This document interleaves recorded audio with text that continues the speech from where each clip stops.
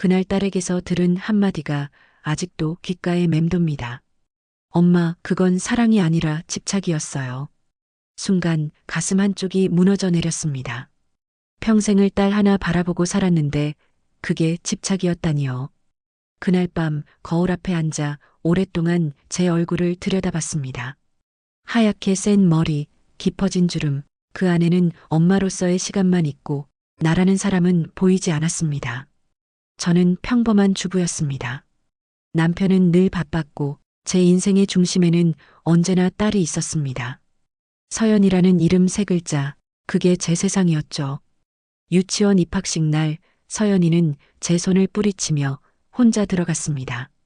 그때는 대견했어요. 근데 그날 오후 담임 선생님에게 전화가 왔습니다.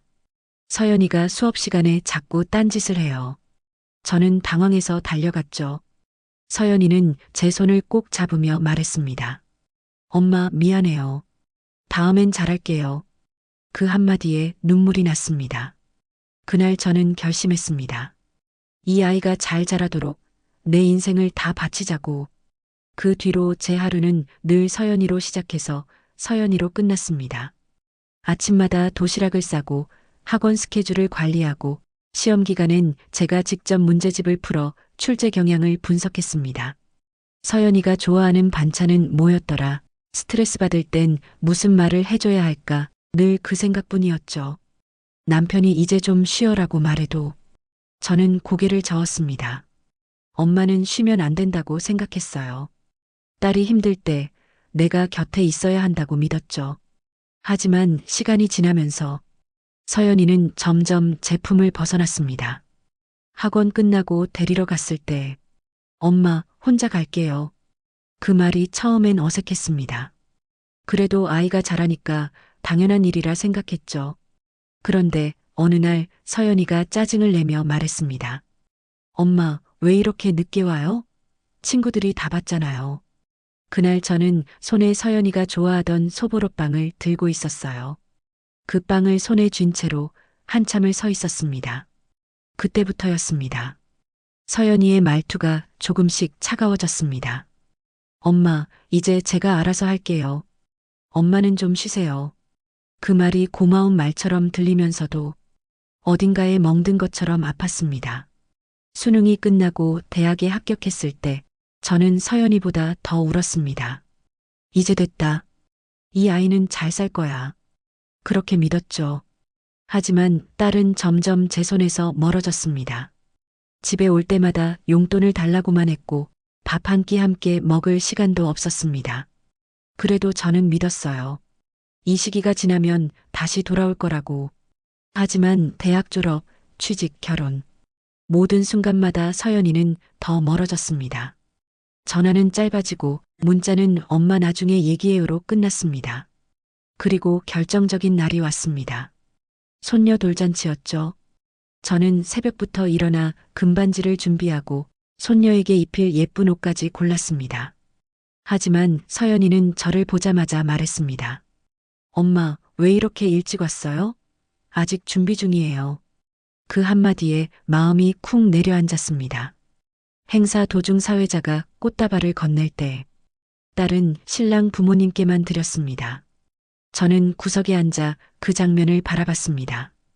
그리고 물었습니다. 서연아, 엄마는 왜? 서연이는 담담히 말했습니다. 엄마, 신랑 부모님이 많이 도와주셨어요. 엄마는 그냥 엄마잖아요. 순간 세상이 조용해졌습니다. 내가 그냥 엄마라니. 그동안 내가 쏟아온 모든 사랑과 시간은 그저 스스로 한 오버였던 걸까요? 행사가 끝나고 돌아오는 길, 제 마음은 텅 비어 있었습니다. 길거리에 불빛이 번져 보였고 손에는 꽃다발이 쥐어져 있었지만 그게 무슨 의미가 있나 싶었습니다. 그날 밤 저는 거울을 봤습니다. 거울 속에는 피곤한 여자가 있었습니다. 서연이 엄마, 그 외에는 아무 이름도 없는 사람. 언제부터 이렇게 됐을까요? 결혼 전엔 제 꿈도 있었고 제가 좋아하던 일도 있었는데 모두 잊은 채 엄마로만 살았습니다. 며칠을 울고 나서야 깨달았습니다. 나는 언제부터 내 삶을 멈췄을까? 언제부터 나를 돌보지 않았을까? 딸을 위해 산다고 믿었지만 사실은 두려웠던 거예요. 딸이 없으면 나는 아무것도 아닌 사람이라는 두려움. 그래서 더 집착했고 더 매달렸던 거죠. 그게 사랑이라고 착각하면서 어느 날 남편이 조심스럽게 말했습니다. 여보, 이제 당신도 좀 당신 인생을 살아야 하지 않을까? 그 말에 저는 웃음이 나왔습니다. 이 나이에 무슨 인생이요? 그랬더니 남편이 말했습니다. 이 나이니까 더 필요하지. 그날 밤 저는 한참을 생각했습니다. 나에게도 아직 시간이 남아 있을까? 새로운 걸 시작해도 될까? 아니, 내가 뭘 좋아했더라. 도무지 기억이 나지 않았습니다. 딸의 도시락은 어떻게 싸야 하는지, 시험 기간엔 어떤 간식을 줘야 하는지는 알지만 정작 내가 어떤 음악을 좋아했는지는 몰랐습니다. 그게 제 현실이었습니다. 다음 날 오랜만에 친구에게 전화를 걸었습니다. 너 요즘 뭐하고 지내? 요가 배우러 다녀. 좋더라. 요가? 내가 그걸 할 수 있을까? 왜 못해? 몸이 좀 굳었을 뿐이지. 그 대답에 묘하게 용기가 생겼습니다. 그래, 한번 해보자. 누구의 엄마가 아니라 나로서 무언가를 해보자. 요가원 첫날 온몸이 굳어서 제대로 따라하지도 못했습니다. 하지만 이상하게도 마음은 편했습니다. 그 짧은 1시간 동안만큼은 서연이 생각이 나지 않았어요. 그게 너무 신기했습니다. 내가 이렇게도 조용히 있을 수 있구나. 그날 밤 오랜만에 깊은 잠을 잤습니다. 그때 느꼈습니다. 아, 내가 조금씩 다시 살아나는구나. 그렇게 시작된 변화는 조금씩 제 안의 엄마와 나를 구분하게 만들었습니다. 이제는 서연이에게 전화를 걸 때도 밥 먹었니? 대신 엄마 오늘 요가 갔어라고 말합니다. 딸이 놀란 듯 대답합니다. 엄마가 요가를요? 응, 이제 엄마도 할 일 많아. 그 한마디를 하며 저는 묘한 해방감을 느꼈습니다. 딸이 전부였던 제 인생에 이제는 나라는 존재가 다시 들어오기 시작한 겁니다. 그때부터였습니다. 세상이 다시 보이기 시작한 건 봄꽃이 피면 향기가 느껴지고 저녁 노을이 지면 그 빛이 고맙게 느껴졌습니다. 예전엔 서연이의 내신, 걱정, 시험, 진로, 결혼만으로 하루가 가득했는데 이젠 하늘을 볼 여유가 생겼습니다. 이게 바로 살아있다는 느낌이구나. 그날 이후 저는 조금씩 달라졌습니다. 딸을 향한 걱정보다는 나 자신에게 집중하기 시작했습니다. 그리고 그 변화는 생각보다 큰 울림을 만들었습니다. 다음 이야기는 그 변화가 어떻게 제 인생을 완전히 바꿔놓았는지에 대한 이야기입니다. 그날 이후 저는 요가를 시작한 지 3달쯤 지났을 때였습니다. 몸이 조금씩 유연해지고 마음도 이상하게 가벼워졌습니다. 예전엔 아침에 눈을 떠도 오늘 딸이 밥은 먹었을까, 회사는 잘 갔을까 걱정부터 했는데 이젠 일어나서 커튼을 열며 하늘을 봅니다. 날씨가 좋으면 산책을 나가고 비가 오면 차를 끓여 마십니다. 그 단순한 시간들이 이렇게 소중하게 느껴질 줄은 몰랐어요. 어느 날 요가 수업이 끝나고 한 분이 말을 걸었습니다. 요즘 표정이 많이 밝아지셨어요. 그 말을 듣는 순간 가슴이 따뜻해졌습니다. 나는 웃을 수 있는 사람이었구나. 언제부턴가 웃는 법조차 잊고 살았는데 이제는 거울 속에 내가 조금씩 살아나는 게 느껴졌습니다. 남편도 그런 저를 보며 말했습니다. 요즘 당신 얼굴이 달라졌어. 그래요? 응, 뭔가 편안해 보여. 예전에는 딸 얘기만 하면 싸늘해지던 집안 분위기가 요즘은 조금 따뜻해졌습니다. 저도 남편에게 오늘은 요가 갔다가 친구들이랑 밥 먹었어요. 그렇게 일상을 이야기하게 됐죠. 남편은 미소를 지으며 말했습니다. 이제야 당신이 당신 인생을 사는 것 같아. 그 무렵 딸 서연이에게서 전화가 왔습니다. 엄마, 이번 명절에 저희 집으로 오세요. 예전 같으면 저는 전 부치고 나물 무치느라 새벽부터 정신이 없었을 겁니다. 하지만 이번엔 달랐습니다. 그래, 그럼 엄마는 빈손으로 갈게. 딸은 놀란 듯 말했습니다. 진짜요? 엄마답지 않네요. 이제 엄마도 좀 쉬어야지. 그 한마디에 딸이 웃었습니다. 그 웃음이 오래 남았습니다. 명절 당일 딸의 집에 갔을 때 서연이는 손수 음식을 차려놓고 있었습니다. 예전 같으면 저는 반찬이 짜다, 간이 세다 말했겠지만 이번에는 그냥 미소 지었습니다. 맛있네. 우리 딸 음식 솜씨가 좋아졌네. 그 말을 들은 서연이는 순간 멈칫하더니 말했습니다. 엄마, 이제 많이 달라지셨어요. 그래. 예전에는 뭐든 엄마 기준으로 하셨잖아요. 근데 요즘은 그냥 저를 인정해 주시는 것 같아요. 그 말에 저는 살짝 눈물이 났습니다. 이제야 알겠더군요.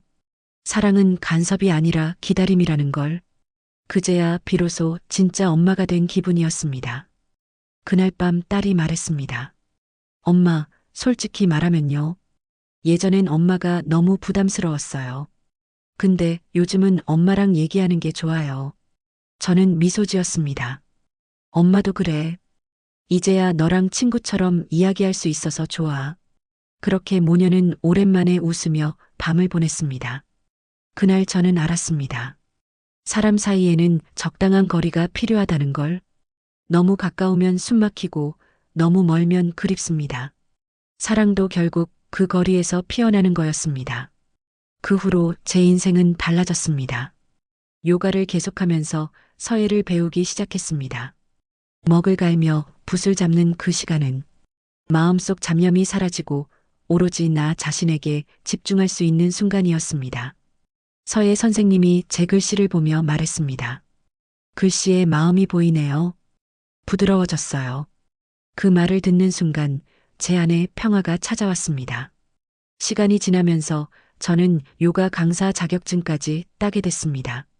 처음엔 단순히 배우는 게 좋았는데 언젠가부터 누군가에게 가르치는 일이 제 인생의 의미가 됐습니다. 문화센터 첫 수업날 떨리는 마음으로 인사했습니다. 안녕하세요. 오늘부터 함께하게 된 강사입니다. 수강생 대부분은 저와 비슷한 또래의 여성들이었습니다. 그분들의 눈빛 속에는 예전의 제 모습이 보였습니다. 누군가의 아내, 누군가의 엄마로만 살아온 사람들. 그분들이 땀을 흘리며 웃을 때마다 저는 속으로 생각했습니다. 우리, 이제라도 다시 시작하자. 어느 날 수업이 끝난 뒤 한 분이 조용히 다가와 말했습니다. 선생님 덕분에 살 것 같아요. 저도 딸만 바라보고 살았는데 요즘 제 시간을 갖는 게 얼마나 좋은지 몰라요. 그 말을 듣는 순간 눈물이 났습니다. 내 이야기가 누군가에게 위로가 될 수 있다는 사실이 그저 감사했습니다. 그 무렵 딸이 손녀를 데리고 찾아왔습니다. 엄마, 저 왔어요. 예전 같으면 저는 서둘러 음식을 준비하고 손녀를 위해 장난감을 잔뜩 사뒀겠지만 이제는 냉장고 문을 열며 말했습니다. 냉장고에 반찬 있으니까 꺼내 먹어. 엄마는 오늘 오후에 수업 있어. 딸은 놀란 듯 물었습니다. 엄마가 나가요? 응, 엄마도 바빠. 그 순간 딸이 웃었습니다. 엄마 진짜 멋있어요. 그 말에 저는 웃으며 대답했습니다. 엄마도 이제 엄마 인생을 살아야지. 그날 밤 딸이 말했습니다. 엄마, 이제 알겠어요. 진짜 사랑은 서로를 놓아주는 거구나. 그래, 서연아. 너도 내 인생을 살아야 돼. 그게 나한테도 행복이야. 그 말에 딸은 눈물을 글썽이며 말했습니다. 엄마, 나도 엄마처럼 살고 싶어요. 그 한마디가 제 인생의 보상이었습니다. 지금 저는 매일 새벽에 일어나 요가를 하고 오전에 글을 쓰고 오후엔 수업을 합니다. 주말엔 남편과 산책을 하고 가끔은 친구들과 여행을 떠납니다. 예전엔 딸의 일상에 매달리던 제가 이제는 제 일상에 몰두하며 살아갑니다. 그리고 놀랍게도 그 변화는 딸과의 관계를 더 깊고 따뜻하게 만들었습니다. 이젠 딸이 제게 묻습니다. 엄마, 행복하세요? 저는 망설임 없이 대답합니다. 응, 엄마 지금 정말 행복해. 그 행복은 거창한 게 아닙니다. 누구의 기대도 아닌 내 마음이 원하는 대로 사는 삶. 그게 진짜 행복이라는 걸 이제야 알았습니다. 오늘 이야기를 들으면서 당신은 어떤 생각이 드셨나요? 혹시 당신도 누군가를 위해 너무 오래 자신을 잃고 살진 않았나요? 지금이라도 괜찮습니다. 이제는 당신의 인생을 시작할 시간입니다. 당신이 행복해야 당신이 사랑하는 사람도 행복해질 수 있습니다. 이 영상이 마음에 닿았다면 구독과 좋아요로 함께 해주세요. 그리고 댓글로 여러분의 이야기를 들려주세요. 당신의 한마디가 누군가에게 큰 위로가 될지도 모릅니다.